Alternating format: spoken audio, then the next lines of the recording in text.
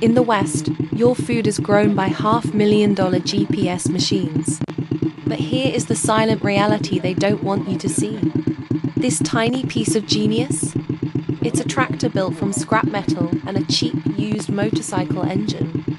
It costs less than $300. That's a fraction of the tires on a John Deere. While major corporations debate carbon taxes and subsidies, this man is feeding his community, masterfully operating his self-made machine.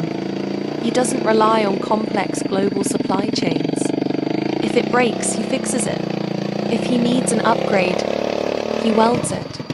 Think about that next time you buy a $10 organic item. This isn't primitive farming. This is ultimate resourcefulness. It's agriculture without debt, without unnecessary waste, and with 100% human ingenuity. The Western world calls this underdeveloped. I call it the blueprint for a truly sustainable future.